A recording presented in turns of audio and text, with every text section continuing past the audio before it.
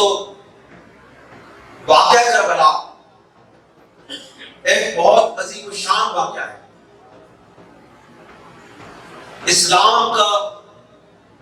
اسلام کے زوال کا ٹرننگ پوائنٹ ہے.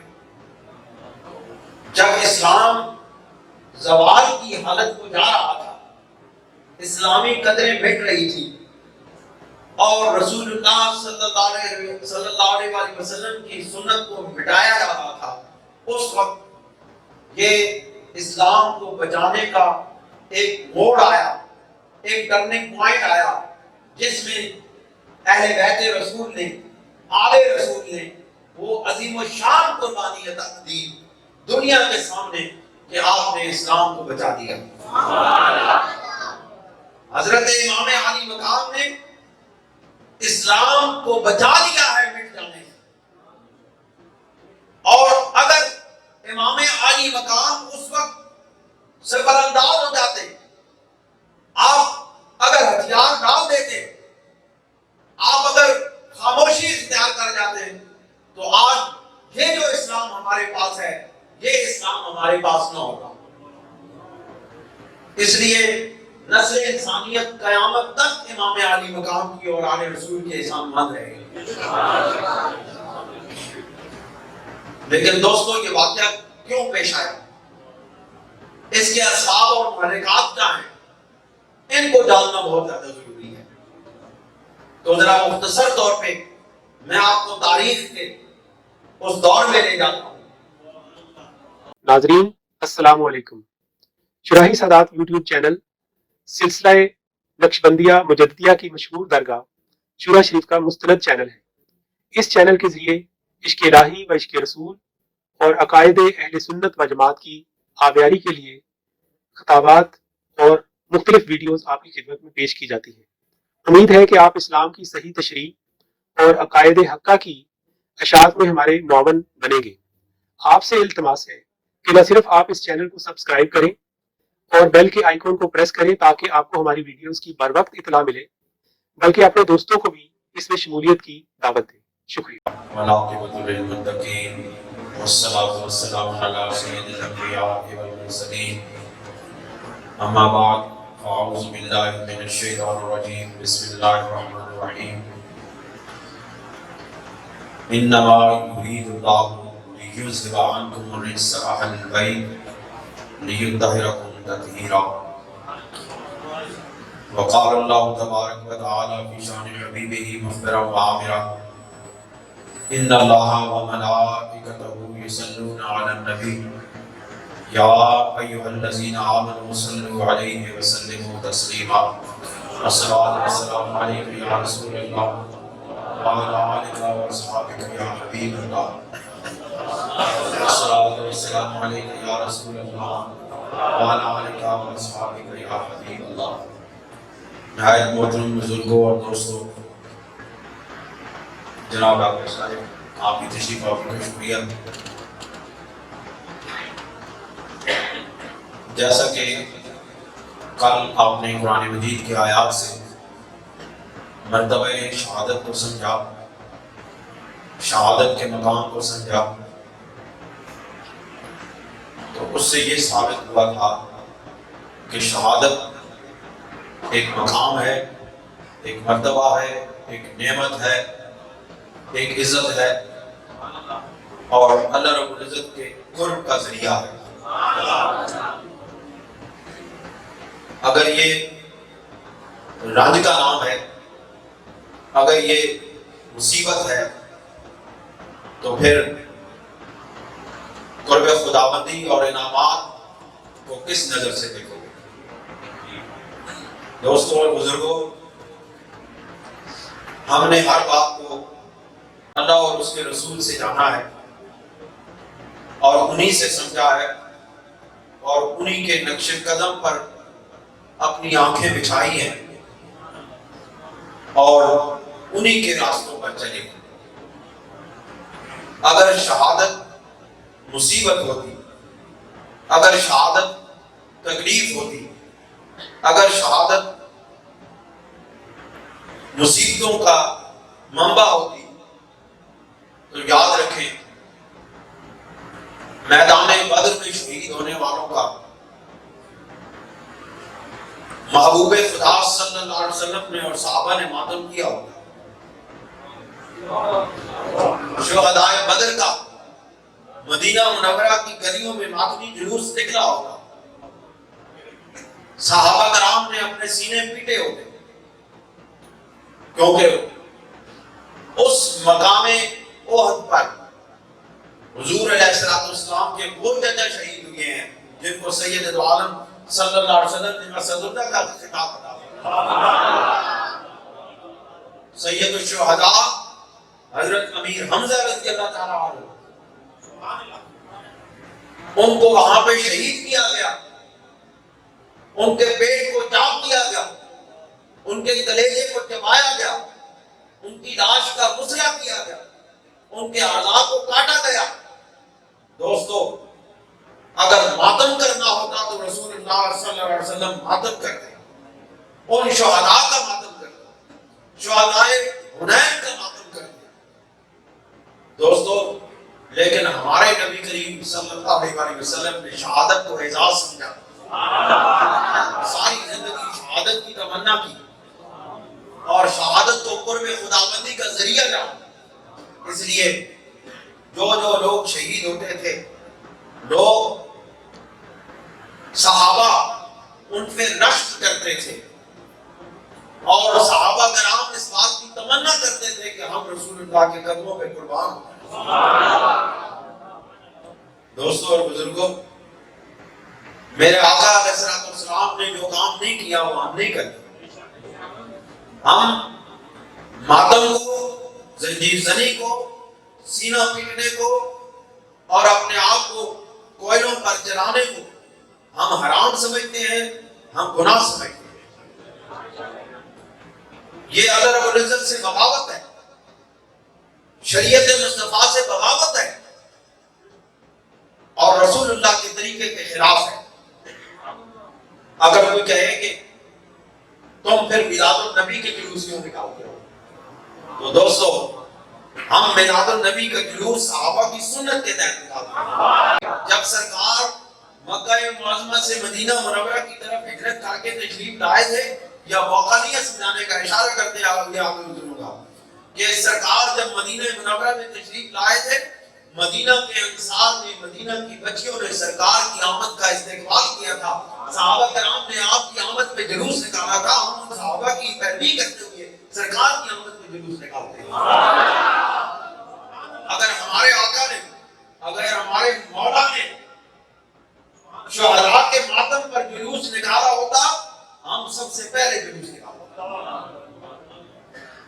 ہم نے تو یہ نہیں دیکھنا کہ یہ ہے کیا, اس کا طریقہ کیا ہوگا, اس کا نتیجہ کیا ہوگا. ہم تو بس صرف یہ دیکھ لیتے ہیں کہ اس کو آقا نے کیا ہے کہ نہیں کیا ہے. جو کام آقا نے کیا ہے ہم وہ کر گزرتے ہیں, ہمارے آقا نے نہیں کیا اس کی طرف دیکھتے ہی نہیں. یاد رکھو, میں پورے ایمان کے ساتھ, پورے استقامت کے ساتھ میں یہ بات عرض کرتا ہوں کہ ماتم کرنا حرام ہے, زنجیر زنی کرنا حرام ہے, منہ پر پیٹنا حرام ہے. بخاری شریف کی حدیث مبارک ہے اور امام حسین کی آخری وصیت ہے اپنی بہن کو کہ میرے بعد منہ نہ پیٹنا. اور یاد رکھو, اس فعل کو دیکھنا بھی حرام ہے, اس فعل کو دیکھنا بھی حرام ہے, اس فعل کا کرنا بھی حرام ہے, اس فعل کا دیکھنا بھی حرام ہے, اس جلوس کا تماشا دیکھنا بھی حرام ہے. جو لوگ ایسے جلوسوں کا تماشا بھی دیکھنے جاتے ہیں وہ بھی جرم کرتے ہیں, وہ بھی گناہ کرتے ہیں. دوستو ایسے گناہوں سے بچو جو تمہیں اللہ اور اس کے رسول سے دور کر دیں. دوستو میں نے آپ کے سامنے ایک آیت مبارکہ پڑھی ہے کہ اللہ رب العزت ارادہ فرماتے ہیں کہ ہم نے اہل بیت کو نجاستوں سے پاک کر دیا, پاک کرنے کا ارادہ کر دیا, اور اہل بیت ہم نے تمہیں نجاستوں سے پاک کر کے مطہر اور پاکیزہ ترین بنا دیا. دوستو ایک اور بات آپ کے سامنے عرض کرتا چلوں, میں کیوں بار بار کہتا ہوں کہ اہل سنت و جماعت کا عقیدہ سب سے بہترین عقیدہ ہے.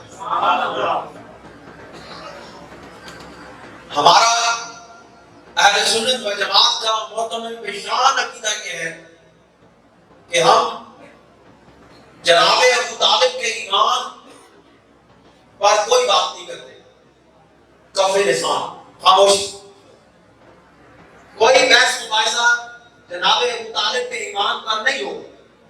یہ ہمارے بزرگوں نے فیصلہ کر دیا کہ یہ بات بند ہے، اس بات کے اوپر کوئی فیصلہ نہیں ہوگا، کوئی بحث مباحثہ نہیں ہوگا کہ وہ ایمان پر تھے یا ایمان پر نہیں تھے، اس پر ہماری زبانیں بند ہیں۔ یہ اہل سنت و جماعت کا متفق علیہ عقیدہ ہے۔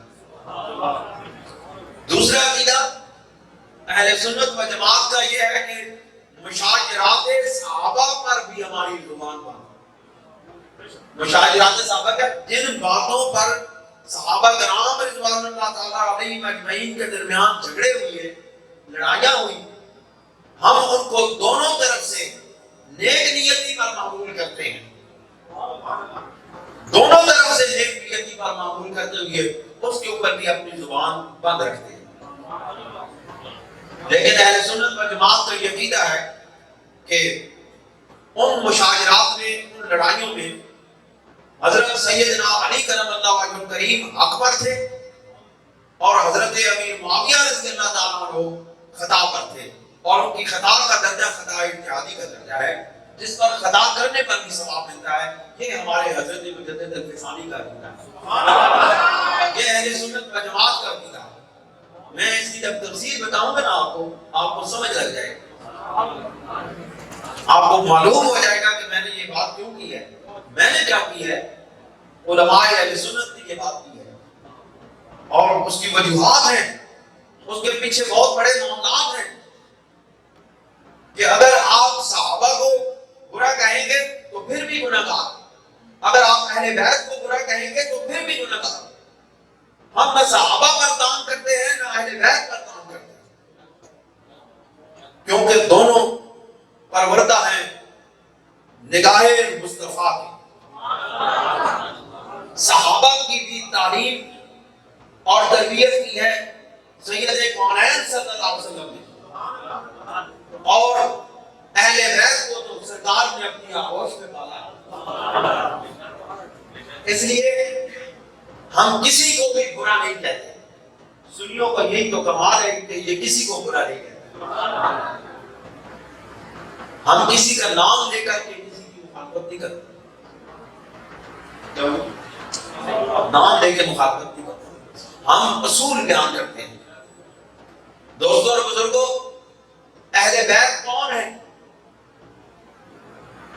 یہ میں آپ کے سامنے آج مسلم شریف کی ایک حدیث بیان کرنے لگا ہوں، جس کے ذریعے سے آپ کو معلوم ہوگا کہ اہل بیت کون ہے،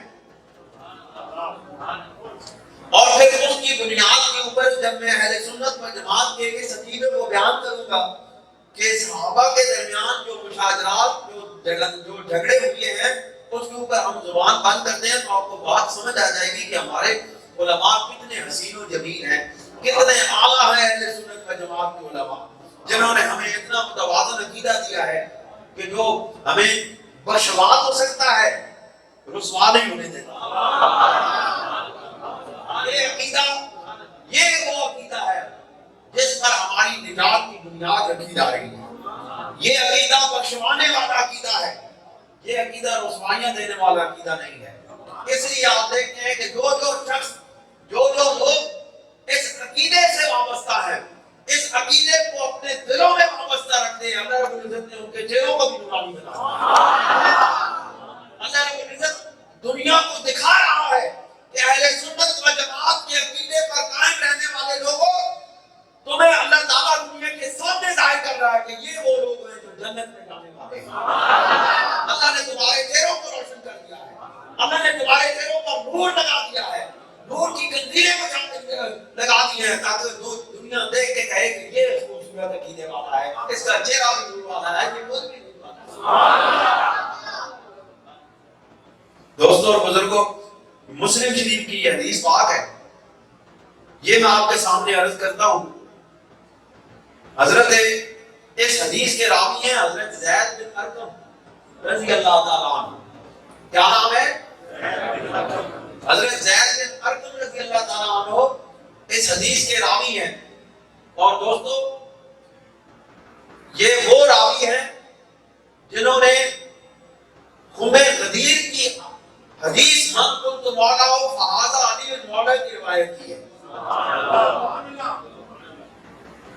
یہ وہ راوی ہیں جنہوں نے مولا علی کی شان میں جو رسول اللہ صلی اللہ علیہ وسلم نے ارشاد فرمایا تھا کہ جس کا میں مولا ہوں، جو مجھے دوست رکھتا ہے وہ علی کو دوست رکھتا ہے، اور جو مجھ سے بغض رکھتا ہے وہ علی سے بغض رکھتا ہے. یہ پوری حدیث اگر آپ چاہیں تو میں بیان کر دوں یا میں آخری حصہ بیان کر دوں؟ پورا بیان کروں تو سنیں.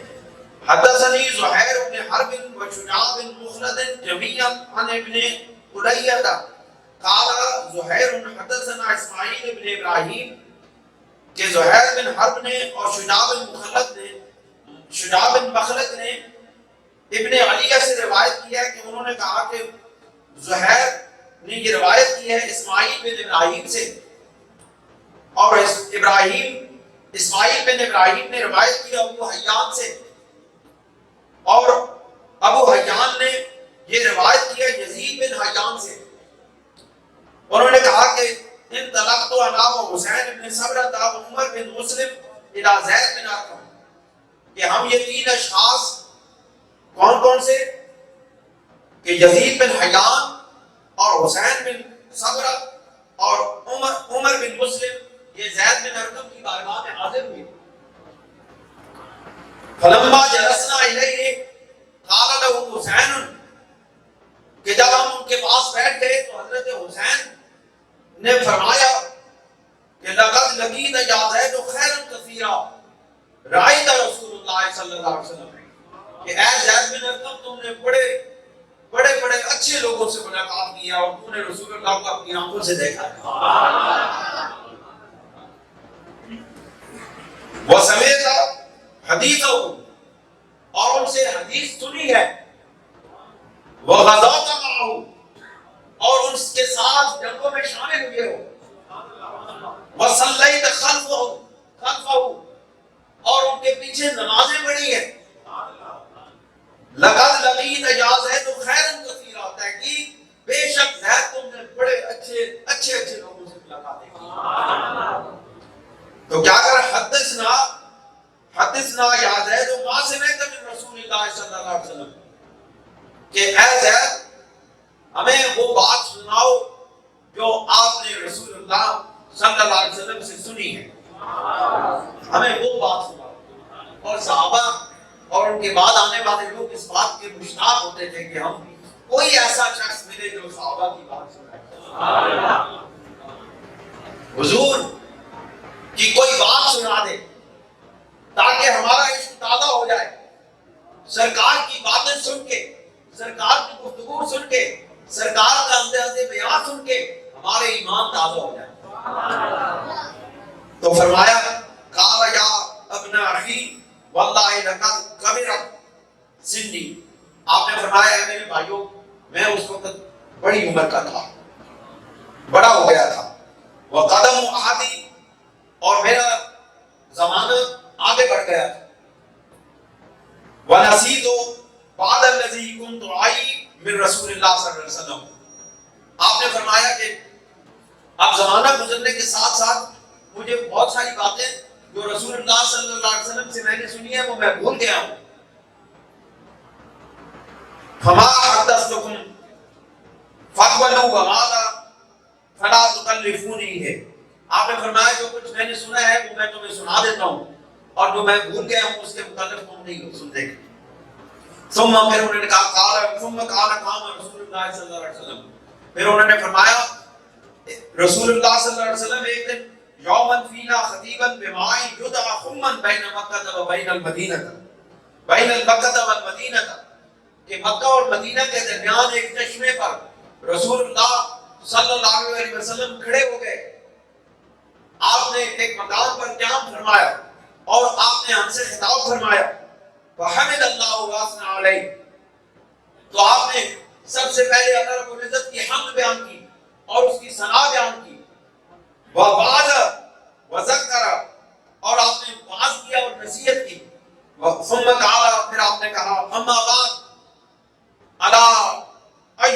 المؤمنون الا ایھا الناس، آپ نے فرمایا خبردار ہے لوگوں، فإنما أنا بشر يوشك أن يأتي رسول ربي فأجيب، کہ جس کو شک ہو کہ جو کچھ میں لے کر آیا ہوں اس میں اگر کسی کو شک ہو تو وہ بولے، میں اس کو جواب دوں گا۔ وَأَنَا تَارِكٌ فِيكُمْ ثَقَلَيْنِ، اور میں تم میں دو بڑی بھاری چیزیں چھوڑے جا رہا ہوں۔ اولہما کتاب اللہ، سب سے پہلی چیز وہ جو ہے ان دو بھاری چیزوں میں کون سی ہے؟ اللہ کی کتاب ہے۔ فیہ الہدی والنور، اس میں ہدایت بھی ہے اور نور بھی ہے۔ فخذوا بکتاب اللہ، آپ نے فرمایا اللہ رب العزت کی کتاب کو پکڑ لو، واستمسکوا بہ، اور اس کو مضبوطی سے اپنے ہاتھوں میں لے لو۔ فحث علی کتاب اللہ، پھر آپ نے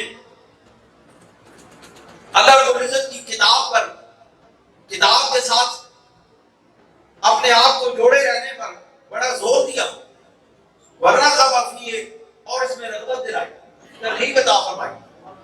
ثم قال، پھر آپ نے کہا، اب میں اصل بات کی طرف آتا ہوں۔ یہ پہلے اتنی لمبی توجیہ بیان کی، اتنی تمہید بیان کی کہ وہ گئے، صحابہ گئے حضرت زید بن ارقم کے پاس، انہوں نے پوچھا آپ نے رسول اللہ سے بہت اچھی باتیں سنی ہے، کوئی ہمیں سناؤ۔ انہوں نے پھر یہ بات سنائی کہ ہم ایک چشمے پر، مکہ اور مدینہ کے درمیان ایک چشمہ ہے، اس کے اوپر ہم کھڑے ہوئے، ہم وہاں پر قیام کر رہے تھے تو رسول اللہ صلی اللہ علیہ وسلم وہاں پر کھڑے ہوئے، وہ خطاب کیا اور انہوں نے اللہ رب العزت کی حمد بیان کی اور ہمیں کتاب اللہ کے ساتھ مضبوطی سے کھڑے رہنے کی ترغیب دلائی۔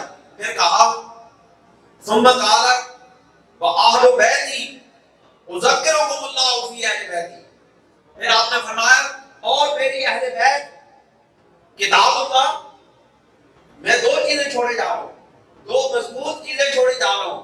اول اللہ کتاب اللہ، جس میں نور ہے اور ہدایت ہے، اس کو مضبوطی سے پکڑو۔ پھر فرمایا وَأَهْلُ بَيْتِي، وَأَهْلُ بَيْتِي، اور میری اہل بیت، یہ دو چیزیں میں تمہارے درمیان چھوڑے جا رہا ہوں۔ اذکرکم اللہ فی اہل بیتی، میں تمہیں اللہ کی نصیحت کرتا ہوں اپنے اہل بیت کے بارے میں۔ پھر فرمایا اذکرکم اللہ فی اہل بیتی، میں تمہیں اللہ رب العزت کی طرف سے نصیحت کرتا ہوں اپنے اہل بیت کے بارے میں۔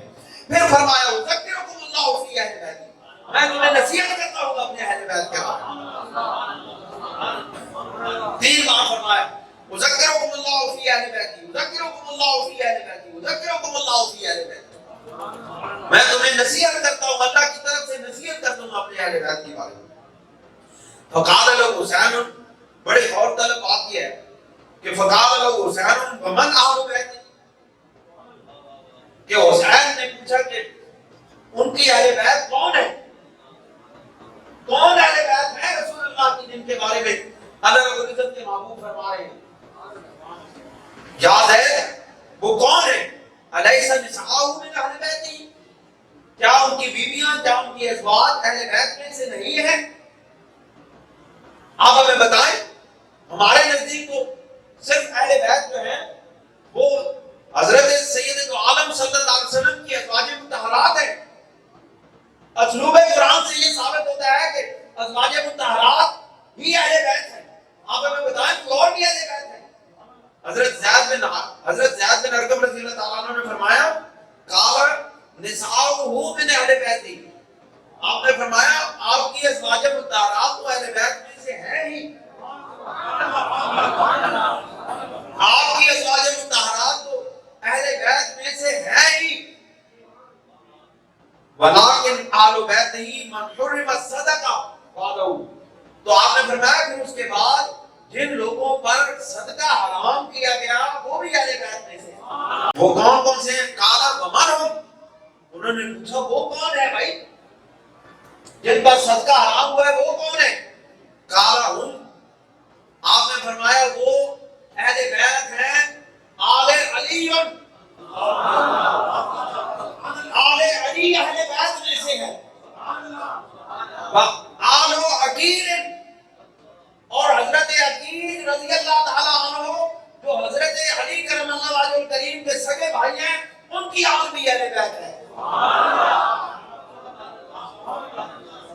وآل جعفر، اور حضرت جعفر طیار رضی اللہ تعالیٰ عنہ جو حضرت علی کرم اللہ وجہ کریم کے بھائی ہیں ان کی آل بھی اہل بیت ہے. فرمایا وآل عباس، اور حضور صدر کونین صلی اللہ علیہ وسلم کے چچا حضرت عباس کی اولاد بھی اہل بیت ہے. قال کل ہؤلاء حرم الصدقہ، انہوں نے کہا کہ کیا ان سب کے اوپر اللہ رب العزت نے صدقہ حرام کیا تھا؟ قال نعم، انہوں نے کہا ہاں ان کے اوپر اللہ رب العزت نے صدقہ کھانا حرام کیا. تو اب کون کون اہل بیت میں ہو گئے؟ آل علی، آل عقیل، آل جعفر، آل عباس، یہ سب اہل بیت میں سے ہیں. اب یاد رکھنا ہے، مجھے آپ یاد رکھ کے بتائیں گے، پھر آپ کو اہل سنت و جماعت کے عقیدے کی خبر آئندہ ہوگی. آئندہ آنے والے وقت میں میں آپ کو جب بتاؤں گا نا تو پھر آپ کو پتہ چلے گا کہ ہمارے بزرگوں نے کمال کر دیا ہے. کون کون اہل بیت ہیں؟ آل علی، حضرت علی کی اولاد جعفر، آل عقیل، اہل بیت عقیل کی اولاد اہل بیت، علی کی اولاد اہل بیت، عقیل کی اولاد اہل بیت، حضرت جعفر کی اولاد اہل بیت، اور حضرت عباس کی اولاد اہل بیت. یہی ہو گئے، چار ہو گئے. آل علی ایک، آل عقیل دو، آل جعفر تین، آل عباس چار. یہ چار خاندان اہل بیت میں سے ہیں. اور پانچویں خاندان کون سا ہے؟ رسول اللہ کا. یہ چار خاندان اہل بیت میں سے، اور پانچواں خاندان رسول اللہ کا خاندان. وہ کون سی ہے؟ ازواج مطہرات. ساری ازواج مطہرات اہل بیت، ساری ازواج مطہرات اہل بیت میں سے، اور اس کے علاوہ چار اور خاندان اہل بیت میں سے. دوستوں اور بزرگوں، اب اس کے ضمن میں آپ کو کچھ باتیں میں عرض کروں گا. تو یہاں پر اس بات کو آپ نے یاد رکھنا ہے. یہ میں نے بار بار اس لیے بات دہرائی ہے تاکہ آپ اس بات کو یاد رکھیں کہ اہل بیت کون ہے. دوستو، واقعہ کربلا ایک بہت عظیم الشان واقعہ ہے. اسلام کا، اسلام کے زوال کا ٹرننگ پوائنٹ ہے. جب اسلام زوال کی حالت کو جا رہا تھا، اسلامی قدریں مٹ رہی تھی، اور رسول اللہ صلی اللہ علیہ وسلم کی سنت کو مٹایا جا رہا تھا، اس وقت یہ اسلام کو بچانے کا ایک موڑ آیا، ایک ٹرننگ پوائنٹ آیا، جس میں اہل بیت رسول نے، آل رسول نے وہ عظیم الشان قربانی عطا دی دنیا کے سامنے کہ آپ نے اسلام کو بچا دیا. حضرت امام علی مقام نے اسلام کو بچا لیا ہے مٹ جانے سے. اور اگر امام علی مقام اس وقت سفر انداز ہو جاتے، آپ اگر ہتھیار ڈال دیتے، آپ اگر خاموشی اختیار کر جاتے، تو آج یہ جو اسلام ہمارے پاس ہے، یہ اسلام ہمارے پاس نہ ہوگا. اس لیے نسل انسانیت قیامت تک امام علی مقام کی اور آل رسول کے احسان مند رہے گی. لیکن دوستو، یہ واقعہ کیوں پیش آیا، اس کے اسباب اور محرکات کیا ہیں، ان کو جاننا بہت زیادہ ضروری ہے. تو ذرا مختصر طور پہ میں آپ کو تاریخ کے اس دور میں لے جاتا ہوں جب حضرت عمر فاروق رضی اللہ تعالیٰ عنہ اسلام کو وسعت عطا فرمائے. آپ کی زیر قیادت اسلام اپنی سرحدوں سے نکل کے پھیلتا چلا جا رہا تھا. ساری دنیا اسلام کے سامنے سرنگو ہوتی چلی جا رہی تھی، اور اسلام اس وقت واحد سپر پاور کی صورت میں سامنے آئی تھی. اسلام حضرت عمر فاروق رضی اللہ تعالیٰ عنہ کے دور میں سپر پاور بنی تھی، اور پھر اس کے بعد آج تک اسلام سپر پاور نہیں بنا. زمانہ تھا عمر فاروق رضی اللہ تعالیٰ عنہ کا، ایک زمانہ جس میں اسلام پوری دنیا پر اپنا تسلط قائم کر رہا تھا اور اسلام پھیلتا چلا جا رہا تھا، پھیلتا چلا جا رہا تھا، اور دو اس وقت کی سپر پاور عظیم الشان سلطنتیں حضرت عمر فاروق کے قدموں کے نیچے رونت دی گئی تھی۔ ایک فارس کی سلطنت تھی اور ایک روم کی سلطنت تھی۔ ایران کی سلطنت کو حضرت عمر فاروق رضی اللہ تعالیٰ عنہ کے زمانے میں شکست ہوئی اور کیسر روم کو بھی حضرت عمر فاروق رضی اللہ تعالیٰ عنہ کے زمانے میں شکست ہوئی۔ دوستو، حضرت عمر فاروق رضی اللہ تعالیٰ عنہ کی یہ شاندار فتوحات اور اہل فارس کا دب جانا فارسیوں کو، ایرانیوں کو قابل قبول نہ ہوا اور انہوں نے ایک سازش کے تحت، ہرمزان ان کا ایک گورنر تھا یا بادشاہ تھا، جب وہ بہت سکڑ گیا تھا، ایرانی سلطنت سکڑ گئی تھی، اس وقت ان کا ایک بادشاہ تھا ہرمزان، اس نے لولو فیروز ایک شخص تھا، اس کو ہائر کیا، اس کو تیار کیا اور اس کو اسلام کا لبادہ اڑا کے مدینہ منورہ میں بھیج دیا اور اس نے چھپ کر کے ایک دن حضرت عمر فاروق رضی اللہ تعالیٰ عنہ پر وار کر دیا۔ دوستو، کتنے عظیم الشان لوگ ہیں کہ اتنی بڑی بڑی سلطنتوں کہ وہ خلیفہ ہیں اور ان کے کوئی دربار نہیں ہے، کوئی باڈی گارڈ نہیں ہے، کوئی پروٹوکول نہیں ہے، کوئی اسکواڈ نہیں چلتا ہے۔ زندگی سے کتنے، زندگی اور موت کو کتنے قریب سے دیکھنے والے اور موت کی آنکھوں میں آنکھیں ڈال کر بات کرنے والے وہ عظیم ہستیاں، انہوں نے اپنا کوئی باڈی گارڈ نہیں رکھا ہوا تھا اور وہ نماز فجر پڑھانے کے لیے جب مسجد نبوی میں آئے تو اس شخص نے وار کیا اور حضرت عمر فاروق رضی اللہ تعالیٰ عنہ 27 ذی الحجہ کو آپ زخمی ہوئے اور یکم محرم کو آپ کی شہادت ہو گئی۔ اس کے بعد حضرت عثمان غنی رضی اللہ تعالیٰ عنہ کا دور گزرا، آپ نے بھی ان فتوحات کو جاری رکھا اور وہ سخی بادشاہ جس نے اسلام کے نام پر اپنا سب کچھ قربان کر دیا، لیکن وہ اسلام کا درویش خلیفہ، ان کے خلاف بغاوت پھیل گئی مدینہ منورہ کے اندر۔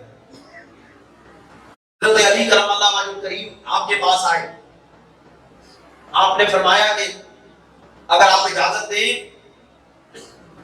تو نوجوان تیار ہیں، ہم ان باغیوں کو قلع نہ کریں اور ان کے ساتھ جنگ کریں اور ان کو ختم کر دیں، لیکن وہ درویش خلیفہ انہوں نے کہا کہ میں اپنی جان تو دے سکتا ہوں لیکن میں مدینہ رسول میں خون نہیں دے سکتا، میں یہ نہیں چاہتا کہ مدینہ رسول میں خون بہے، میں یہاں پر کسی کی گردن مارنے کی اجازت نہیں دے سکتا، یہ اگر مجھے مارنا چاہتے ہیں تو مار دیں لیکن میں مسلمانوں کو آپس میں نہیں لڑانے دے گا۔ تو ہوا یہ کہ 40 دن تک معاشرے میں حضرت سیدنا عثمان غنی رضی اللہ تعالیٰ عنہ کو بھوکا اور پیاسا رکھ کے شہید کر دیا گیا۔ حسنین کریمین آپ کے دروازے پر کھڑے ہیں، تلواریں نکال کے حسنین کریمین حضرت امام حسن اور امام حسین کو حضرت علی کرم اللہ وجہ کریم نے حضرت عثمان غنی کے دروازے پر کھڑا کر دیا ہے حفاظت کے لیے۔ یہ کیا محبت ہے؟ لوگ کہتے ہیں ان کے دلوں میں ایک دوسرے کے خلاف رنجشیں تھی، کبھی رنجشوں والوں نے بھی اپنی اولادوں کو اپنے مخالف کے دروازے پر کھڑا کیا ہے؟ اس طرح تو ہم خدا نعوذ باللہ من ذالک، ہم تو ایسا نہیں کہتے، لیکن جو کہتے ہیں وہ الزام در حقیقت حضرت علی پہ ڈالتے ہیں کہ حضرت علی کے دل میں خدا کا خاصہ نعوذ باللہ من ذالک کوئی چور تھا، نہیں، علی کا دل صاف تھا، عثمان غنی کا دل صاف تھا، ان کی آپس میں محبت تھی، ان کی آپس میں مربت تھی، تبھی تو شہزادہ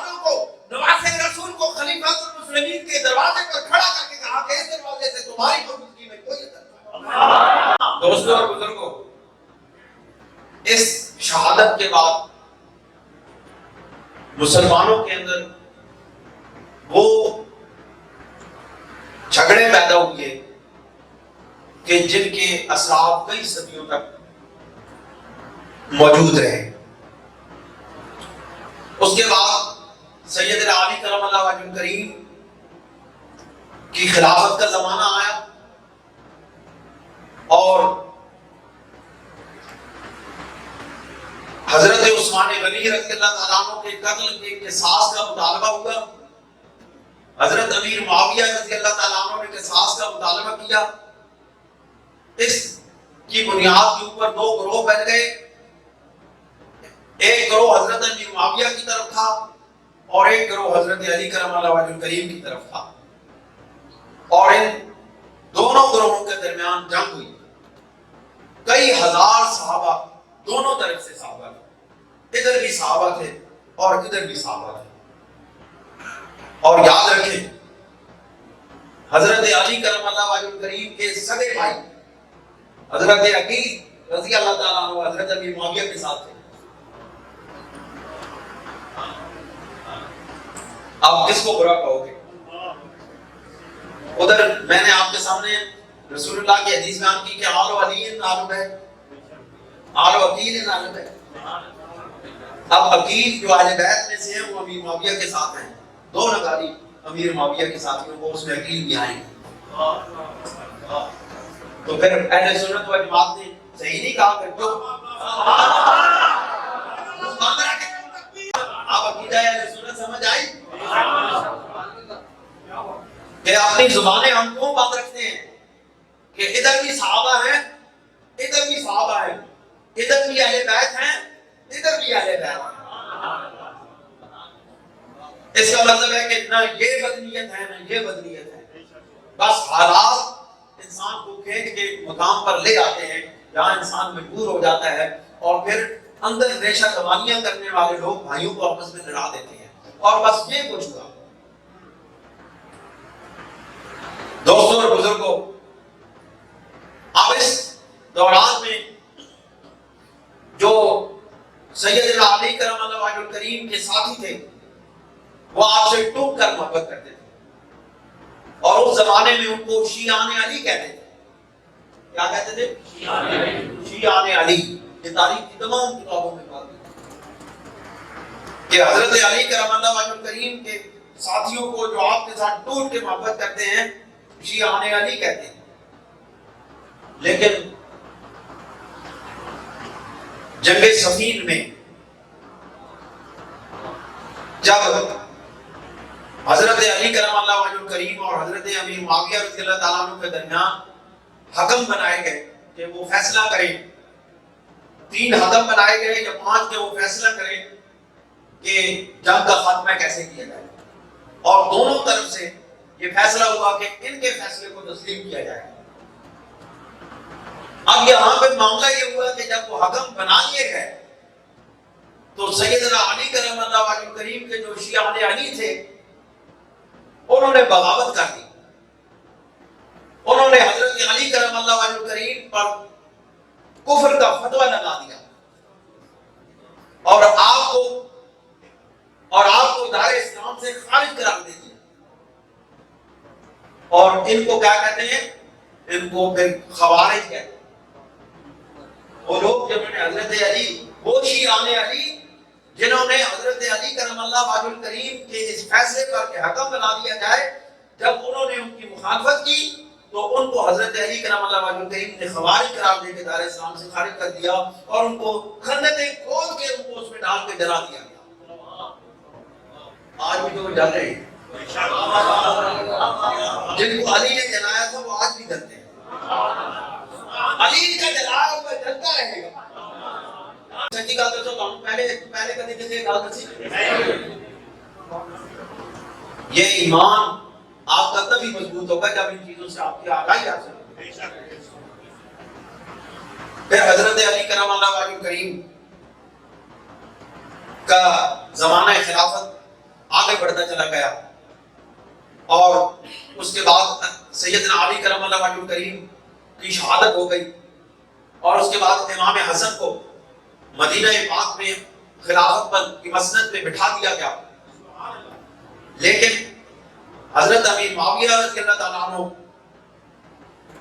اپنی حکومت قائم کرنے کے لیے مزید سرگرم ہو گئے اور حضرت امام حسن رضی اللہ تعالیٰ عنہ ایک لشکر لے کر کے بصرہ کی طرف بڑھے اور بصرہ کے مقام پر دونوں لشکروں کے آپس میں مڈ بھیڑ ہوئی، لیکن حضرت امام حسن رضی اللہ تعالیٰ عنہ نے فرمایا کہ اب مزید امت مسلمہ میں خون خرابہ نقصان دہ ہے، یہ سخی لوگ ہیں، نبی کا گھرانہ سخی ہے، انہوں نے کہا کہ میں صلح کا پیغام بھیجا، حضرت امیر معاویہ رضی اللہ تعالیٰ عنہ کی طرف صلح کا پیغام بھیجا۔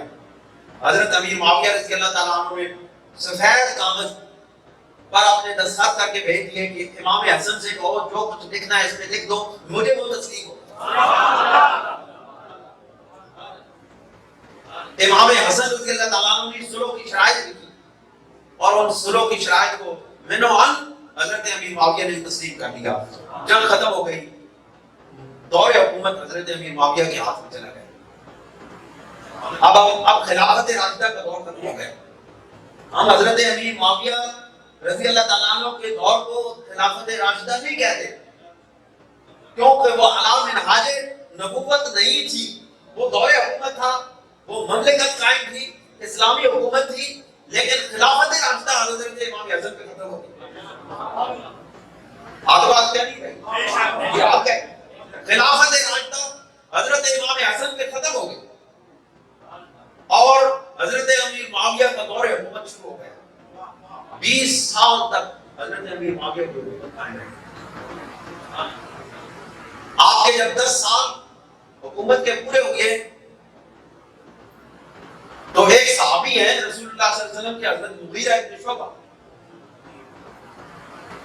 انہوں نے حضرت امیر معاویہ کو یہ تجویز پیش کی کہ یزید کو خلیفہ بنا دیا جائے، ولی بنا دیا جائے، ولی عہد بنا دیا جائے۔ پہلے حضرت امیر معاویہ نے اس تجویز کو پسند نہیں کیا، لیکن بہت سارے اور لوگ بھی اس کے پیچھے لگ گئے اور مجبوراً حضرت امیر معاویہ کو یہ تجویز قبول کرنی پڑی۔ یا ہو سکتا ہے ان کے دل کے اندر بھی یہ بات ہو، ہم یہ نہیں کہہ سکتے، ہو سکتا ہے انہوں نے کروایا ہو، یہ بھی ہم نہیں کہہ سکتے۔ تو حضرت امیر معاویہ نے یزید کو اپنا ولی عہد بنا دیا، لیکن اس کو بھی گزرتے گزرتے 10 سال اور گزر گئے۔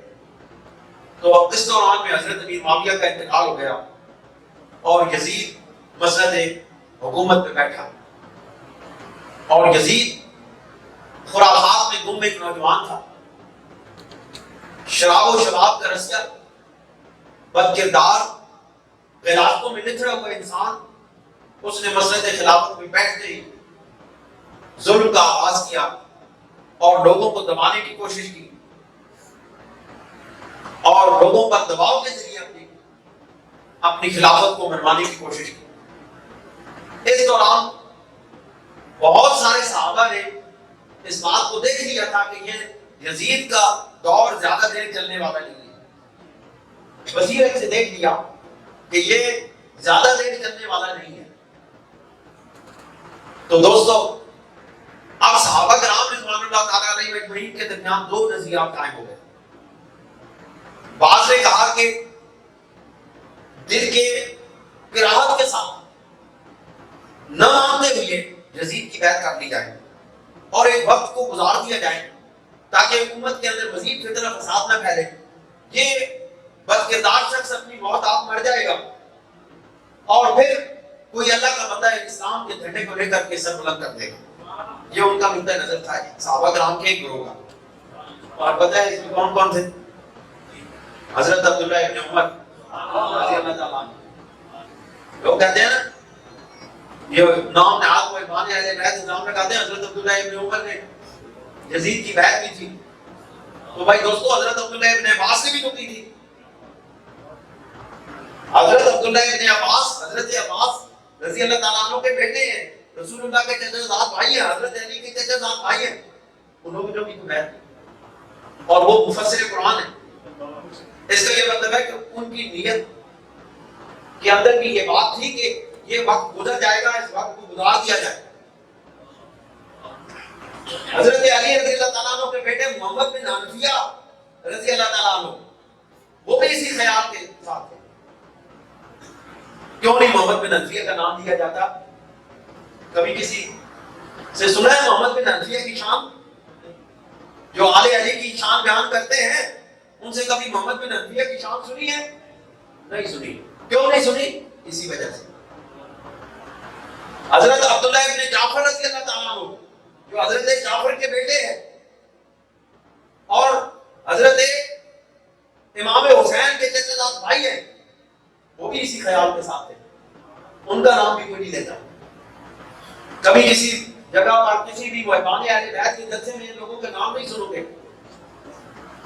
دوستو بس یہی وجہ ہے کہ اہل سنت و جماعت نے یہ فیصلہ کیا ہے کہ صحابہ کرام کے معاملات کے اوپر زبان بند رکھنی ہے, ورنہ اہل بیت بھی زد میں آئیں گے, صحابہ بھی زد میں آئیں گے. لہذا گناہ دونوں طرف سے ہوگا. ہم کیوں گناہ گار ہوں؟ حضرت امام مالک رضی اللہ تعالیٰ عنہ نے فرمایا تھا کہ جب اللہ رب العزت نے ہماری تلواروں کو ان کے خون سے محفوظ رکھا ہے تو ہمیں چاہیے کہ ہم اپنی زبانوں کو بھی ان کی عزتوں سے محفوظ رکھیں. یہ اہل سنت و جماعت کا عقیدہ ہے کہ ہم خاموشی اختیار کرتے ہیں لیکن حق حضرت علی کے ساتھ ہے. یہ ہمارا عقیدہ ہے, حق حضرت علی کے ساتھ ہے. لیکن اس دوران حضرت امام علی مقام نے کہا کہ ہم یزید کی بیعت نہیں کریں گے. حضرت عبداللہ ابن زبیر نے کہا کہ ہم بھی یزید کی بیعت نہیں کریں گے. حضرت عبداللہ ابن زبیر رضی اللہ تعالیٰ عنہ سیدنا صدیق اکبر رضی اللہ تعالیٰ, حضرت عائشہ صدیقہ رضی اللہ تعالیٰ عنہ کے بھانجے, سیدہ اسماء کے بیٹے. حضرت سیدہ عائشہ صدیقہ رضی اللہ تعالیٰ عنہ کی بہن کا نام تھا اسماء رضی اللہ تعالیٰ عنہ. ان کے بیٹے ہیں عبداللہ ابن زبیر. انہوں نے بھی انکار کیا تھا یزید کی بیعت سے. امام حسین نے بھی انکار کیا تھا یزید کی بیعت سے. جب ولید بن عبد الملک جو مدینہ کا گورنر تھا اس نے آ کے حضرت امام علی مقام سے رات کے اندھیرے میں ملاقات کی اور کہا کہ آپ خاموشی کے ساتھ یزید کی بیعت کر لیں, میں یہاں پر کسی کو نہیں بتاؤں گا, صرف یزید کو خبر کر دوں گا کہ آپ نے اس کی بیعت کر لی ہے, اس کی بیعت مان لی ہے. ہم اس بات کو عام زبان زد عام نہیں ہونے دیں گے. پتہ ہے آپ نے کیا کہا؟ شیر خدا کے بیٹے نے کیا کہا؟ مثلنا لا یبایع سرا, کہ ہم جیسے لوگ خفیہ بیعتیں نہیں کرتے. آپ نے فرمایا کہ ہم جیسے لوگ, میں تو پروردہ آغوش رسالت ہوں, مجھے تو فاطمہ الزہرا نے قربان چڑھایا ہے, میری رگوں میں تو علی کا خون ہے, فاطمہ کا دودھ ہے. میں چھپ چھپ کے بیعت کرنے والے لوگوں میں سے نہیں ہوں. ہم اگر کرنے والے ہوتے تو علی اعلان کرتے, اور انکار بھی کرتے ہیں تو علی اعلان کرتے ہیں. حسین یزید کے آگے نہیں جھک سکتا. جب مطالبہ بہت زیادہ بڑھا تو حضرت امام علی مقام حضرت محمد بن حنفیہ رضی اللہ تعالیٰ عنہ جو حضرت علی کرم اللہ وجہ الکریم کے سب سے بڑے بیٹے, ان کے پاس گئے, اپنے بڑے بھائی کے پاس. ان سے مشورہ مانگا کہ مجھے کیا کرنا چاہیے. حضرت محمد بن حنفیہ رضی اللہ تعالیٰ عنہ نے کہا کہ بہتر یہ ہے کہ آپ مدینہ میں رہیں, لیکن اگر آپ سمجھتے ہیں کہ یہاں آپ کے اوپر دباؤ بڑھ گیا ہے تو آپ پھر مکہ مکرمہ چلے جائیں, لیکن مکہ مکرمہ کو نہیں چھوڑنا. ہاں بالفرض مکہ مکرمہ کو اگر چھوڑنا پڑے تو پھر آپ صحراؤں میں چلے جانا, ریگستانوں میں چلے جانا, پہاڑوں کی طرف چلے جانا, کیونکہ یہ لوگ پھر آپ کو چھوڑیں گے نہیں. جب حضرت امام علی مقام نے آپ کا یہ مشورہ مان لیا اور رخصت ہوئے تو روایت میں آتا ہے کہ حضرت محمد بن حنفیہ اس وقت اپنے سامنے ایک تشت رکھ کے وضو کی تیاری کر رہے تھے. تو روایت میں آتا ہے کہ حضرت محمد بن حنفیہ اتنا روئے اپنے بھائی کے غم میں, اپنے بھائی کی جدائی میں, ان کے مدینہ چھوڑنے کے غم میں اتنا روئے کہ وہ دشت آپ کے آنسوؤں سے بھر گیا. وہ دشت آپ کے آنسوؤں سے بھر گیا.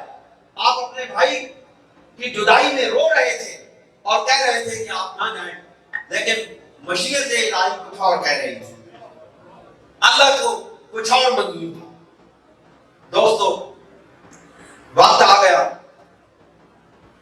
27 رجب کو حضرت امام علی مقام نے اپنے رات کے وقت اپنے گھر والوں کو تیار کیا، اپنے بچوں کو تیار کیا اور روانگی کا حکم دیا، لیکن اس سے پہلے آپ اپنے نانا پاک کے روضہ مبارک پر آئے، صلاۃ و سلام عرض کیا اور کہا یا رسول اللہ صلی اللہ علیہ وسلم آپ میرے لیے دعا کرنا کہ میں اللہ کے لیے سفر اختیار کر رہا ہوں، اور اگر مجھے اپنے بچے اور اپنے گھر والے قربان کرنے پڑے تو یا رسول اللہ میرے لیے دعا کرنا کہ میرے پیروں میں لغزش نہ آنے پائے۔ اس وقت حسین کے قدم ڈگمگائے نہیں جب بچوں کی لاشیں تڑپ رہی ہو۔ اس کا یہ مطلب ہے کہ حسین کو کربلا کا منظر دکھا دیا گیا تھا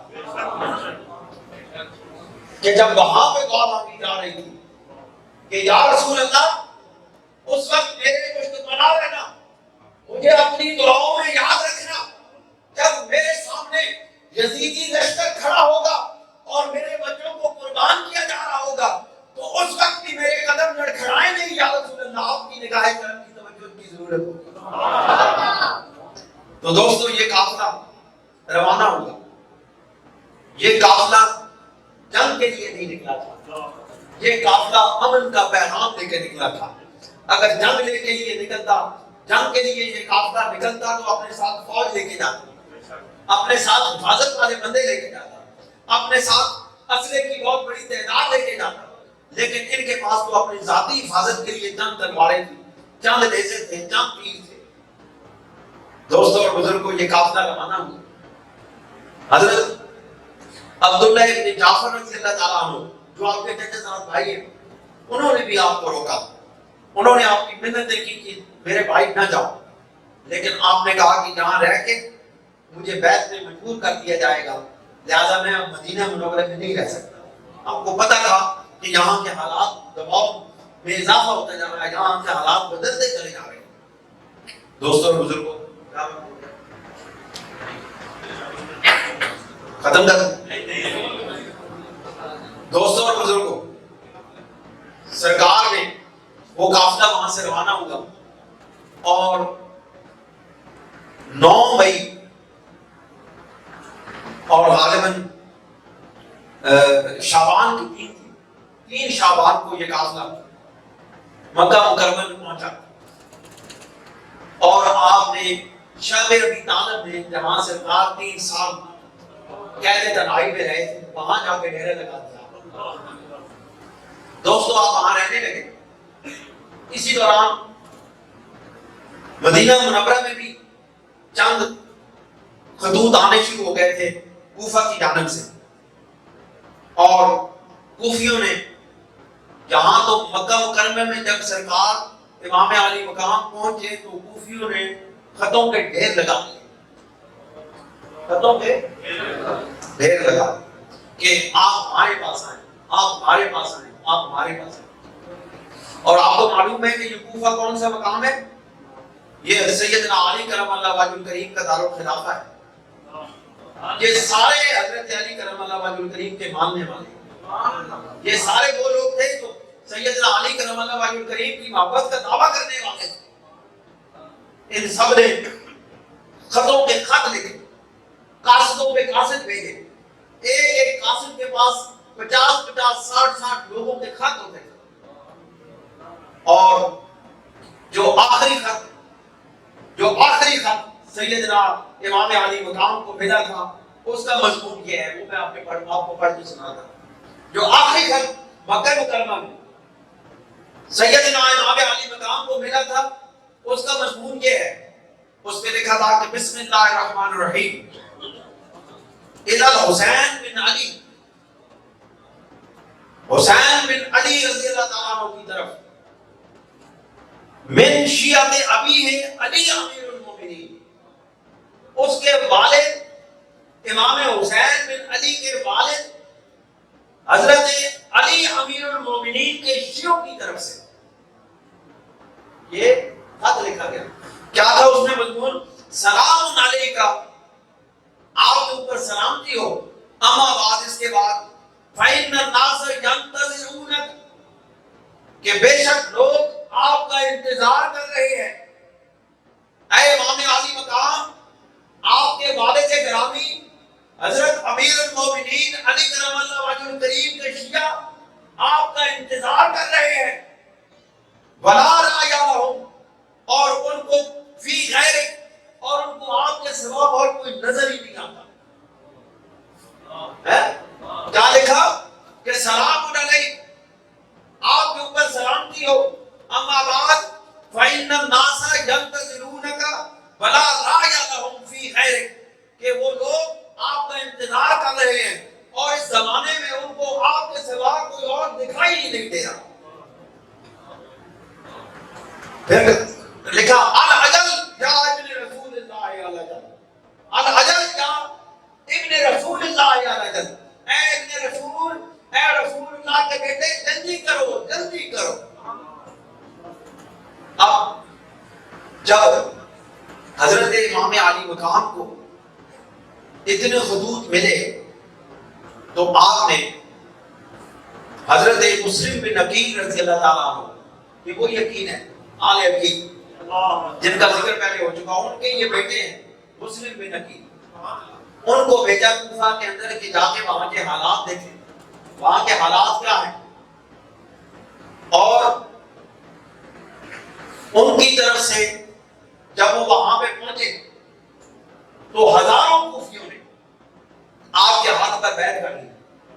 آپ نے ایک تیز رفتار گھوڑے پر سوار کو یہ خط دے کے بھیجا کہ اے امام علی مقام، جہاں کے حالات موافق ہیں اور جو کچھ انہوں نے لکھا وہ صحیح ہے، درست ہے، آپ تشریف لے آئیں. امام علی مقام نے جب یہ خط امام حسین رضی اللہ تعالیٰ عنہ کو ملا تو آپ نے مکہ مکرمہ سے کوفہ کی جانب کا سفر شروع کر دیا. اور آپ وہاں سے باہر نکل کے مکہ مکرمہ سے 28 ذی الحج کو، 8 ذی الحج کو آپ وہاں سے روانہ ہوں گے. اور آپ کو معلوم ہے کہ 8 ذی الحج کو حج کا احرام باندھ دیا جاتا ہے. 8 ذی الحج کو لوگوں نے حج کا احرام باندھا. امام علی مقام نے بھی احرام باندھا، لیکن آپ نے حج کے احرام کو عمرے کے حج میں، عمرے کے احرام میں تبدیل کر دیا اور آپ نے عمرہ کر کے وہاں سے روانگی اختیار کر دی. علماء کرام فرماتے ہیں کہ یہ کیا وجہ ہے کہ حج شروع ہو چکا ہے اور امام علی مقام لاکھوں لوگ حج کے لیے آئے ہوئے ہیں اور امام علی مقام مکہ سے روانہ ہو رہے ہیں. علماء اہل سنت نے یہ بات لکھی ہے کہ اس کی وجوہات کیا ہیں. وہ فرماتے ہیں اس کی وجہ یہ ہے کہ حضرت امام علی مقام رضی اللہ تعالیٰ عنہ کو معلوم ہو گیا کہ چند ایسے لوگ حج کے احرام میں چھپے ہوئے ہیں کہ جو یہاں پر حج کے دوران میں امام علی مقام کو شہید کر دیں گے. لیکن حضرت امام علی مقام نے سرکار دو جہاں صلی اللہ علیہ وسلم سے سن رکھا تھا کہ ایک دمبا مکہ کے میدان میں ذبح کیا جائے گا. جب لوگوں نے کہا کہ آپ یہاں سے کیوں روانہ ہو رہے ہیں، آپ نے کہا کہ میں وہ دمبا نہیں بننا چاہتا جس کی بشارت رسول اللہ نے دی ہے. تو آپ نے اس وجہ پر کہ حج کے دوران میں اگر مجھے شہید کر دیا جائے گا تو ایک بہت بڑا خلفشار پیدا ہوگا، امت مسلمہ کے درمیان میں بہت بڑی مصیبت کھڑی ہو جائے گی، لہذا آپ نے اس مسئلے حج کے پیش نظر مکہ مکرمہ سے روانگی کیا. جب آپ ایک مقام پہ پہنچے، جب آپ روانہ ہونے لگے مکہ مکرمہ سے، تو حضرت عبداللہ ابن زبیر نے بھی آپ کو روکا کہ آپ نہ جائیں جہاں مکہ مکرمہ میں حج کے بعد آپ کی خلافت کا اعلان کرتے ہیں اور حجاز میں آپ کو خلیفہ بنا دیا جائے گا اور ہم سب آپ کی اطاعت کریں گے اور یہاں پر بیٹھ کے نظام خلافت کو مضبوط کریں گے. لیکن آپ نے ان کی بات نہیں مانی. پھر حضرت عبداللہ ابن عمر نے منع فرمایا، آپ کے ساتھ لپٹ گئے آپ رونے لگے کہ اے ابن رسول اللہ نہ جانے، لیکن آپ نے بھی ان کی بات نہ مانی۔ اور پھر حضرت عبداللہ ابن عباس نے تو آپ کے پاؤں پکڑ لی، کہنے لگے آپ یہاں سے نہ جائیں، وہ لوگ آپ کو شہید کر دیں گے۔ الکوفی لا یوفی، کوفے کے اندر وفا نہیں ہے، وہ آپ کے ساتھ وفا نہیں کریں گے، آپ کو شہید کر دیں گے۔ لیکن رسول اللہ صلی اللہ علیہ وسلم کے وہ چچا صاحب بھائی تھے حضرت عبداللہ ابن عباس، ان کی بات کو انہوں نے بڑے ادب سے سنا، لیکن اس کے باوجود آپ روانہ ہو گئے۔ وہ حجت قائم ہو گئی تھی کہ لوگ آپ کو بلا رہے تھے، اور جب اللہ کے لیے کسی کو کوئی بلائے اور وہ نہ جائے تو پھر وہ یہ سمجھتے تھے کہ میں اللہ رب العزت کی بارگاہ میں کیا جواب دوں گا کہ لوگ مجھے اللہ کے نام پہ بلا رہے ہیں، اللہ کے دین کے لیے بلا رہے ہیں اور میں نہ کہوں۔ اس لیے آپ روانہ ہو گئے۔ وہاں سے روانہ ہوئے تو ایک مقام پہ پہنچے تو حضرت مسلم بن عقیل رضی اللہ تعالیٰ عنہ، جن کو کوفہ کے اندر 12,000 لوگوں نے جن کی بیعت کر لی تھی، اور ایک رات ایک دن حضرت مسلم بن عقیل نے ان 12,000 سے زائد لوگوں کے ساتھ ابن زیاد کے محل کا محاصرہ کر لیا۔ ہزاروں لوگ ابن زیاد کے محل کے ارد گرد پہرا دینے لگے اور اس کو قید کر دیا۔ ابن زیاد کے چند ساتھی بڑے چالاک تھے، وہ کسی طریقے سے محل سے نکلے اور انہوں نے آہستہ آہستہ ان کوفیوں کو ڈرانا شروع کر دیا، ان کو مارنے کے لیے، ان کو موت کی نیند سنا دینے سے ڈرانا شروع کر دیا، اور وہ خوف زدہ ہو کے کھسکنے لگے۔ آہستہ آہستہ ہجوم چھٹنے لگا، لوگ دائیں بائیں ہونے لگے، لوگ ادھر ادھر سے نکلنے لگے۔ شام تک اکیلے حضرت مسلم بن عقیل اس محل کے باہر کھڑے تھے۔ بے وفائی کا منظر دنیا نے اس سے پہلے شاید نہیں دیکھا، اتنی بے وفائی آل رسول کے ساتھ، اتنی بے وفائی دنیا نے، آسمان نے اس سے پہلے کبھی نہیں دیکھی۔ تنہا حضرت مسلم بن عقیل، پھر آپ کو گرفتار کر لیا گیا اور آپ کو شہید کر دیا۔ جب یہ اطلاع حضرت امام علی مقام کو پہنچی تو آپ راستے میں تھے اور آپ ایک مقام پہ ٹھہرے ہوئے تھے، تو آپ نے وہاں آپ کو اطلاع ملی کہ مسلم بن عقیل کو شہید کر دیا گیا، اور پھر مشاورت ہوئی اور فیصلہ یہ ہوگا کہ ہمیں اپنا سفر جاری رکھنا چاہیے۔ حضرت امام علی مقام رضی اللہ تعالیٰ عنہ ایک جگہ پہ پہنچے تو حر بن یزید تمیمی کا ایک دستہ آپ کے راستے میں حائل ہو گیا، آپ کو روک لیا اور آپ کے راستے آگے جانے سے آپ کو روک دیا، لیکن وہ اس کا فیض تھا، ابن رسول کا یہ فیض تھا کہ آپ نے کہا کہ یہ مسافر ہیں، اور بن یزید اور اس کے دستے کے لوگ یہ مسافر ہیں، یہ پیاسے ہیں، یہ بھوکے ہیں۔ اپنے ساتھیوں سے کہا کہ ان کو پانی بھی پلاؤ، ان کو روٹی بھی کھلاؤ، ان کو کھانا بھی کھلاؤ، اور ان کے جانوروں کو بھی پانی پلاؤ۔ سخی تو یہ ہے، مقام سخاوت یہ ہے کہ دشمن کو پانی پلا رہے ہیں، جنہوں نے آپ کے اوپر پانی بند کرنا تھا ان کو پانی پلا رہے ہیں، ان کو کھانا کھلا رہے ہیں، ان کے جانوروں کو بھی پانی پلا رہے ہیں۔ کہہ رہے ہیں اور یہ تمہارا اخلاق ہے اور یہ ہمارا اخلاق۔ پھر آپ 2 محرم الحرام کو میدان کربلا میں پہنچے، جہاں پہ موت کو شکست ہوئی اور زندگی کو حیات ملی، زندگی جیتی اور موت ہار گئی۔ بڑے خوبصورت شاعر ہیں، اس نے کہا ہے کہ یعنی کربلا کے بارے میں فرماتے ہیں کہ اس میں ہوئی ہیں موت کو پہم ہزیمتیں، اس میں ہوئی ہیں موت کو پہم ہزیمتیں، کرب و بلا کی خاک میں، کرب و بلا کی خاک ہے میدان زندگی۔ اس میں ہوئی ہے موت کو پہم ہزیمتیں، کرب و بلا کی خاک ہے میدان زندگی۔ دوستو، آپ میدان کربلا میں تشریف لے آئے اور آپ کا لشکر اس مقام پر خیمہ زن ہو گیا، اور پھر یزیدی لشکر نے آپ کا گھیرا تنگ کر دیا، اور ایک وقت آیا 9 محرم الحرام کے دن جب یزیدی فوجیں آپ کے گرد گھیرا تنگ کر رہی تھی تو آپ نے خیمے سے باہر نکل کے ان کو خطاب کیا. عمر ابن سعد اس لشکر کی کمان کر رہا تھا. آپ نے خطاب کیا, آپ نے کہا کہ میں رسول اللہ کا نواسا ہوں جن کا تم کلمہ پڑھتے ہو, میں علی کا بیٹا ہوں اور میں فاطمہ الزہرا کا خون ہوں. میں تم سے صرف آج کی رات کی مہلت مانگتا ہوں. انہوں نے کہا آج کی رات کیا کرنا ہے؟ انہوں نے کہا کہ میں نے آج کی رات اپنے رب کی عبادت کرنی ہے. دیکھو دوستو, یہ وہ عظیم الشان لوگ ہیں جن کو آسانی میں بھی رب نہیں بھولتا, جن کو تنگی میں بھی رب نہیں بھولتا, جو موت سر پہ کھڑی ہے اور مہلت اس لیے نہیں مانگ رہے ہیں کہ ہمیں سوچنے کا موقع دیا جائے, کہ ہم سلو کے لیے سوچ رہے ہیں, کوئی مشورہ کرنا ہے کہ تاکہ ہم یزید کے لیے کوئی سلح کا پیغام بھیج دیں. کہا کہ نہیں, ہم جنگ کے لیے تیار ہیں, لیکن ایک رات کی مہلت اس لیے مانگ رہے ہیں کہ ہم ساری رات نبی کا گھرانہ جاگ کے اللہ کی عبادت کرنا چاہتا ہے, تاکہ جب کل میدان کربلا میں ہماری لاشیں گرے تو پھر ہم اللہ رب العزت کی عبادت گزار لوگوں میں شامل ہیں.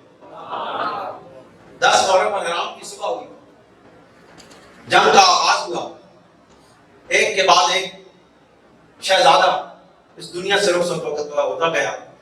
حضرت امام علی مقام رضی اللہ تعالیٰ عنہ کے خاندان کے تقریباً 28 نوجوان تقریباً شہید ہو گئے, اور باقی صحابہ آپ کے اصحاب کو ملا کے ٹوٹل بعض کہتے ہیں 72 ہیں, بعض کہتے ہیں 88, بعض کہتے ہیں 72 حضرات, بعض کہتے ہیں 88 حضرات شہید ہو گئے.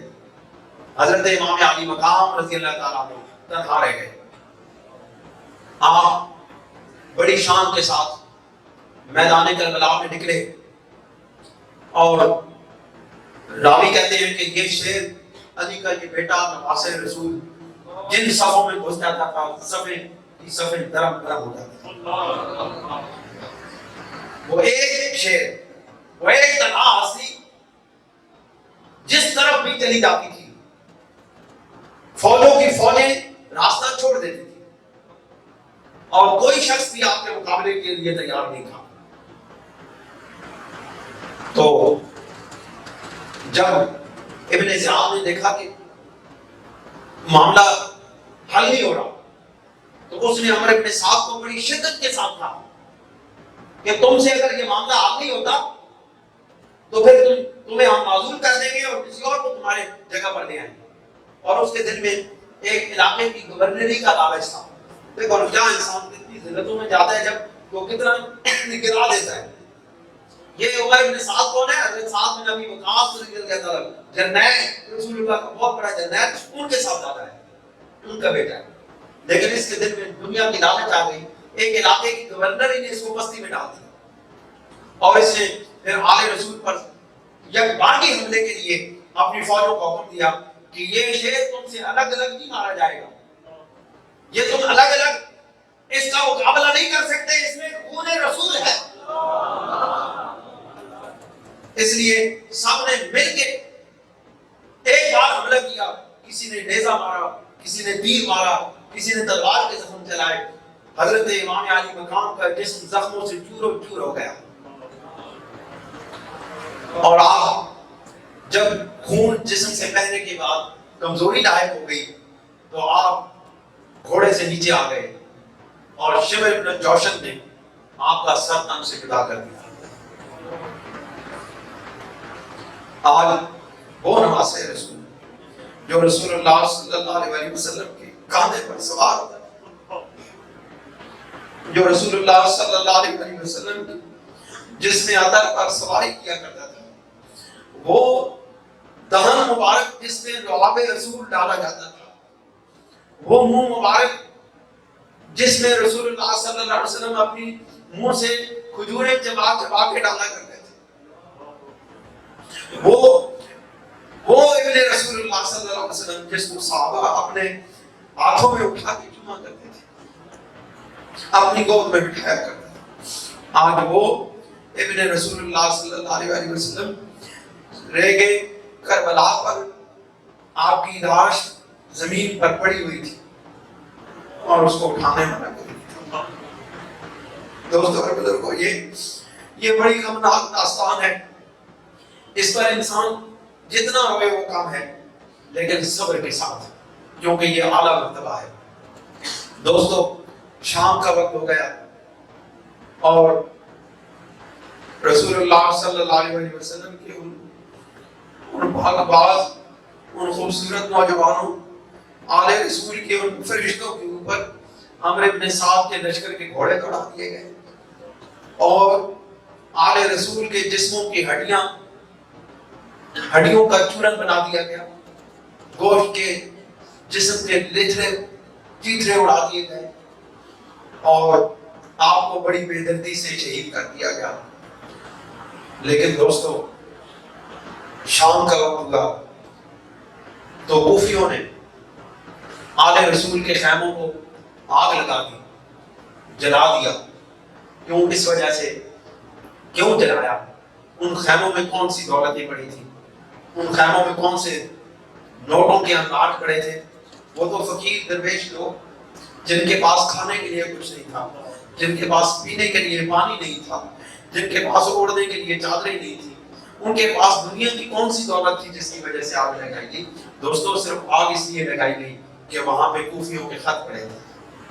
کوفیوں کو یہ خطرہ ہوا کہ اگر یہ خط یزید کے پاس پہنچ گئے تو اس پہ ہر کوفی کا نام لکھا ہوا تھا اور پھر کوفیوں کو اپنی اس بدنامی کا اور اپنی موت نظر آ رہی تھی کہ پھر ہمیں مار دیا جائے گا، کیونکہ ہم نے خطوط لکھے تھے امام علی مقام کو۔ دوستو اور بزرگوں، لیکن یہ علی کا گھرانہ، یہ عظیم الشان لوگ اس دنیا سے شان کے ساتھ رخصت ہوئے۔ علامہ اقبال نے کہا ہے، بڑا خوبصورت بات کہی ہے کہ تار ماں از زخم اشرزاں ہنوز، کہ میرے یہ جسم کے جو ساتھ ہے، اس کی یہ جو تاریں ہیں، یہ امام حسین کے اس زخمہ سے بج رہی ہیں۔ اور کیا کہ زندگی زندہ از تکبیر و ایمان ہنوز، کہ ابھی تک جو ایمان زندہ ہے یہ اسی امام علی مقام کی تکبیر کی وجہ سے ہے۔ جو میدان کربلا میں امام علی مقام نے تکبیر حق بلند کی تھی، امام حضرت امام اقبال فرماتے ہیں یہ ایمان ابھی تک اسی تکبیر کی وجہ سے زندہ ہے۔ پھر فرماتے ہیں در نوائے زندگی سوز از حسین، کہ زندگی کی اس نوا میں، زندگی کی اس آواز میں جو سوز ہے وہ حسین کی وجہ سے۔ در نوائے زندگی سوز از حسین، اور اہل حق حریت آموز از حسین۔ آپ فرماتے ہیں کہ یہ زندگی کی جو نوا ہے، اس میں تکبیر امام علی مقام سے ایمان باقی ہے، اور کیا اہل حق جو ہیں وہ آزادی کا جو سبق سیکھتے ہیں وہ حسین سے سیکھتے ہیں۔ دوستو میں نے پھر عرض کیا ہے، جب میں بار بار عرض کر چکا ہوں کہ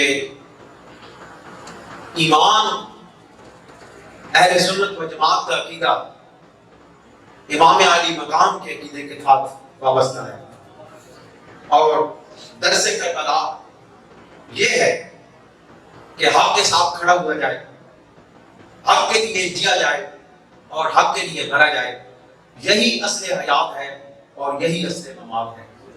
زندگی بھی یہی ہے اور موت بھی یہی ہے کہ حق کے ساتھ کھڑا ہوا ہے۔ آل رسول نے سچ کے ساتھ کھڑے ہو کے دکھایا، حق کے ساتھ کھڑے ہو کے دکھایا، جینا بھی سکھا دیا، مرنا بھی سکھا دیا۔ اللہ تعالیٰ ہمیں ان بعض نفوس کی پیروی کی توفیق عطا فرمائے۔ وآخر دعوانا ان الحمد للہ رب العالمین۔ جزاک